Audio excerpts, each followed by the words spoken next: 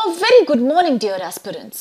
बायजूस के government exams prep channel में आप सभी का हार्दिक स्वागत है। दोस्तों, इस वीडियो में हम चर्चा करने वाले हैं this day in history segment के ऊपर, यानी कि 29 दिसंबर से जुड़े उन सभी जरूरी ऐतिहासिक फैक्ट्स की और इवेंट्स की जो आपकी आगामी गवर्नमेंट परीक्षाओं के दृष्टिकोण से बहुत लाभदायक साबित होंगे, इसीलिए जिनको जानना और याद रखना आपके लिए बहुत महत्वपूर्ण है।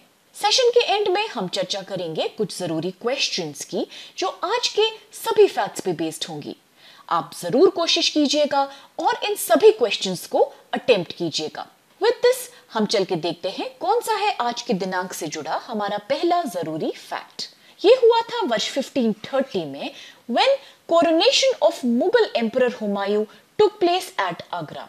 हुमायूं के बचपन का नाम था नासिरुद्दीन मोहम्मद। हुमायूं का कोरोनेशन यानी कि राजाभिषेक 29 दिसंबर को वर्ष 1530 में किया गया था। He was the second emperor of Mughal Empire who ruled over a territory in now what is Afghanistan, Pakistan, Northern India and Bangladesh from 1530 to 1540 and once again from 1555 to 1556।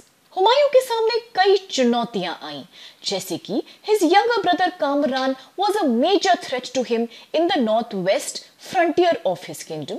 East में अफगान से एक बड़ा खतरा उनके सामने था और Bahadur Shah the king of Gujarat and Malwa was also posing a huge danger to Humayun's rule। The Rajputs had been restrained by Babur, लेकिन पूरी तरह से अभी तक इनको दबोचा नहीं गया था, इसीलिए ये एक बड़ा खतरा थे to the new rule of Humayun who was still rather inexperienced and young। उन्होंने कई युद्ध लड़े, जैसे कि he invaded Kalinjar and forced its king into submission। He led the siege of Chunar in 1532 and forced Sher Shah into submission। इन्होंने Bahadur Shah the ruler of Gujarat को defeat किया और गुजरात को और complete Gujarat and Malwa region को एनेक्स किया। वर्ष 1539 में बैटल ऑफ चौसा हुआ। इस युद्ध में हुमायूं और शेरशाह सूरी के बीच लड़ाई के बाद हुमायूं की हार हुई। इसके अगले वर्ष यानी कि 1540 में एक बार फिर से लड़ाई हुई बिटवीन हुमायूं एंड शेरशाह। इस बैटल को बुलाया जाता है बैटल ऑफ कन्नौज और इस बैटल में भी Humayun was defeated by Sher Shah. After this Humayun took refuge in the court of Shah of Iran that is Persia, जिन्होंने हुमायूं की बाद में एक्सपेंशन में और अपनी टेरिटरी को वापस पाने में बहुत मदद भी करी। कुछ वर्ष पश्चात the successors of Sher Shah were not very strong, इसीलिए वो पूरे एम्पायर को एकजुट एक साथ नहीं रख सके। Humayun took the benefit given by this opportunity and marched from Kabul to Delhi in 1555। वहां उन्होंने सिकंदर सूरी को पंजाब में हराया और इसके पश्चात वो दिल्ली और आगरा की तरफ निकल पड़े। He took an easy possession of Delhi and Agra। वर्ष 1556 में 27 जनवरी को उनकी मृत्यु हो गई। अगर बात करी जाए हुमायूं's टूम्ब की यानी मकबरा-ए-हुमायूं, तो ये मुगल एम्परर हुमायूं से रिलेटेड एक बहुत ही इंपॉर्टेंट मॉन्यूमेंट है और नई दिल्ली भारत में स्थित है। विद दिस अब चल के देखते हैं आज का अगला इंपॉर्टेंट फैक्ट जो हुआ था वर्ष 1844 में when the co-founder and first president of Indian National Congress Womesh Chandra Banerjee was born.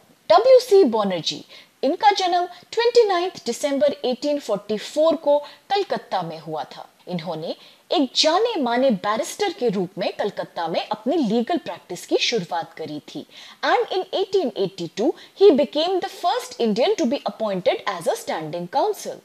He officiated in this capacity 3 more times। उन्होंने सुरेंद्रनाथ बैनर्जी को सक्सेसफुली डिफेंड किया था इन contempt of court case in the high court of Calcutta, जिसके पश्चात इनको बहुत लोकप्रियता हासिल हुई थी। In the first session of INC that was held in 1885 at Bombay, W.C. Banerjee was its first president। This session was attended by 72 members। In the second session of INC the following year, which was presided over by Dadabhai Naroji, W.C. Banerjee suggested कि Congress party को standing committees form करनी चाहिए to have a very good coordination in the functioning of the party, और इस तरह की standing committee हर province में होनी चाहिए। W.C. बैनर्जी 1892 में एक बार फिर से कांग्रेस के अध्यक्ष बने, इस बार in its Allahabad session. He also lived in England for a while and practiced law there. While he was a resident there, the Liberal Party gave him a seat to contest in the elections to the House of Commons. चाहे इस election में इनकी जीत ना हो सकी, लेकिन he became the first Indian to stand for election for the British Parliament. वर्ष 1906 में इनका दुखद निधन हो गया था। With this now also let's have a look at the next fact of the day, और ये हुआ था वर्ष 1904 में, जब जाने माने Indian novelist, poet and playwright Kuppali Venkatappa Puttappa, popularly known by his pen name Kuvempu, was born. Kuppali Venkatappa Puttappa, जिनका उपनाम था कुवेम्पु, इनको भारतीय उपन्यासकार, कवि, नाटककार और आलोचक के रूप में याद किया जाता है। He is widely regarded as the greatest Kannada poet of 20th century, and he was the first Kannada writer who was honored by Jnanpith Award. Kuvempu ने मैसूरू विश्वविद्यालय में लगभग 3 दशकों तक पढ़ाया और 1956 से लेकर 1960 तक इसके कुलपति के रूप में भी कार्य किया था। उन्होंने कन्नड़ भाषा को शिक्षा का माध्यम बनाने की शुरुआत करी थी। And for his contributions to Kannada literature, the government of Karnataka decorated him with the honorific title Rashtra Kavi, जिसका अर्थ है National Poet in 1964। और वर्ष 1992 में इनको कर्नाटका रत्न से भी सम्मानित किया गया था, जिसका अर्थ है जेम ऑफ कर्नाटका।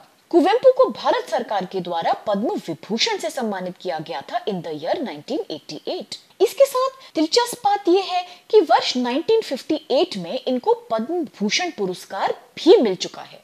इसके साथ he has also received the very famous साहित्य academy award in the year 1955। He has written the Karnataka State Anthem, जिसके लिए ये बहुत ही प्रसिद्ध हैं, और in the year 1987 the government of Karnataka started the Kuvempu University in its Shimoga district। इस university का नाम भी इन महान कवि के ऑनर में ही रखा गया था। इंडिया पोस्ट के द्वारा भी इनको सम्मानित किया गया, and India Post released 2 postage stamps in his honor, one in year 1997 and the other in 2017। With this now let's have a look at the other fact of the day, और ये हुआ था 1942 में, जब जाने माने और लोकप्रिय भारतीय अभिनेता, फिल्म निर्माता और राजनेता राजेश खन्ना का जन्म हुआ था। इन्होंने हिंदी फिल्म इंडस्ट्री में अपने सराहनीय कंट्रीब्यूशन से बहुत ही लोकप्रियता कमाई। इन्होंने भारतीय सिनेमा के पहले सुपरस्टार होने का टाइटल भी कमाया है। He made his debut in 1966 with a movie जिसका नाम है आखिरी खत। ये पिक्चर इसलिए कुछ विशेष है क्योंकि it was India's official entry for the best foreign language film in the 40th Academy Awards in 1967। Rajesh Khanna was also a member of parliament in the 10th Lok Sabha, और इनको आईफा लाइफटाइम अचीवमेंट अवार्ड भी दिया गया था वर्ष 2009 में।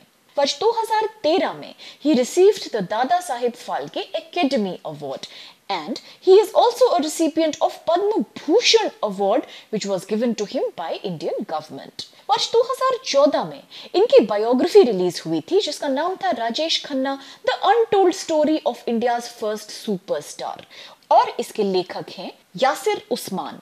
यहाँ आप ये बात जरूर याद रखिएगा कि दादा साहिब फाल्के पुरस्कार और दादा साहिब फाल्के एकेडमी पुरस्कार दोनों बिल्कुल अलग अलग तरह के पुरस्कार होते हैं। दादा साहिब फाल्के अवार्ड, जो कि बहुत ही प्रतिष्ठित और यूनिक अवार्ड्स हैं, ये वर्ष में सिर्फ एक विजेता को दिए जाते हैं प्रतिवर्ष, और they are presented along with national awards and they are organized by the Ministry of Information and Broadcasting। इन पुरस्कारों को नाम दिया गया है आफ्टर डी.जी. फाल्के, जो भारत के पायनियरिंग फिल्म मेकर थे और जिन्होंने भारत को इसकी पहली पिक्चर दी थी जिसका नाम था Raja Harishchandra in the year 1913। The very first recipient of दादा Sahib Phalke award was Devika Rani in 1969, और वर्ष 2019 में यह प्रतिष्ठित पुरस्कार भारत के जाने माने अभिनेता अमिताभ बच्चन को दिया गया है। लेकिन अगर बात करी जाए दादा साहेब फाल्के एकेडमी अवार्ड्स की, तो ये कई विजेताओं को दिए जाते हैं and they are based on many categories related to contribution in the film industry. अब इसके पश्चात चल के देखते हैं कि कौन सा अगला फैक्ट है आज हमारे पास, और ये हुआ था 1949 में, जब जाने माने क्रिकेट प्लेयर और wicket keeper Syed Mujtaba Hussain Kirmani was born. Syed Mujtaba Hussain Kirmani Bharat और कर्नाटका के लिए खेलने के लिए प्रसिद्ध थे। इन्होंने अपनी खास विकेट कीपिंग के लिए क्रिकेट के जगत में बहुत नाम कमाया। वर्ष 2016 में इनको भारत में क्रिकेट के लिए colonel CK Naidu lifetime achievement award से सम्मानित किया गया था और इन्होंने अपना डेब्यू न्यूजीलैंड के खिलाफ मैच में शुरू किया था। He won the award for best wicketkeeper in the 1983 Cricket World Cup. Later in his career, इन्होंने इंडियन रेलवेज का प्रतिनिधित्व किया कई तरह के डोमेस्टिक क्रिकेट मैचेस में और उसके पश्चात अपनी फॉर्मर टीम कर्नाटका के लिए भी खेला। इनको भारत सरकार के द्वारा वर्ष 1982 में पद्म श्री पुरस्कार से सम्मानित किया गया था। With all these facts, now also let's have a look at कौन से questions आज हमारे पास हैं। And the very first question here says, who defeated Humayun in the Battle of Kannauj in 1540? 1540 के कन्नौज के युद्ध में हुमायूं को किसने हराया था? ऑप्शंस हैं ए शेर शाह सूरी, बी महमूद लोदी, सी फरीद खान या फिर Sheikh बहलुल। The next question says, where is Humayun's tomb situated? Humayun का मकबरा कहाँ स्थित है? ऑप्शंस हैं A New Delhi, B Agra, C Fatehpur या फिर डी कन्नौज। नेक्स्ट क्वेश्चन कहता है, who became the first president of the Indian National Congress? Bharatiya Rashtriya Congress के पहले अध्यक्ष कौन बने थे? ऑप्शंस हैं ए सुरेंद्रनाथ बैनर्जी, बी WC बैनर्जी, सी दादा भाई नरोजी या फिर डी बदरुद्दीन तायब जी। अगला सवाल कहता है, who was the first Kannada writer to be honoured with Jnanpith award? Jnanpith award से सम्मानित होने वाले पहले कन्नड़ लेखक कौन थे? ऑप्शंस हैं A KS Karanth, B Santeshwara Linganaya, C DV Gundappa या फिर D Kuppali Venkatappa Puttappa. The next question says, where was the INC session of 1892 held under the presidency of WC Banerjee? कहाँ किया गया था INC का 1892 का सेशन आयोजित, जिसके की प्रेसिडेंट थे WC बैनर्जी। ऑप्शंस आपके पास हैं ए कलकत्ता, बी नागपुर, सी इलाहाबाद या फिर D Lahore. With all these questions and interesting facts, हम आज के सेशन को यहीं समाप्त करते हैं, इस आशा के साथ कि आपको इससे बहुत लाभ मिला होगा। अगर ये सेशन आपको पसंद आया तो दोस्तों प्लीज चैनल को लाइक और सब्सक्राइब करना बिल्कुल मत भूलिएगा। With this I sincerely thank all of you for being a part of today's session.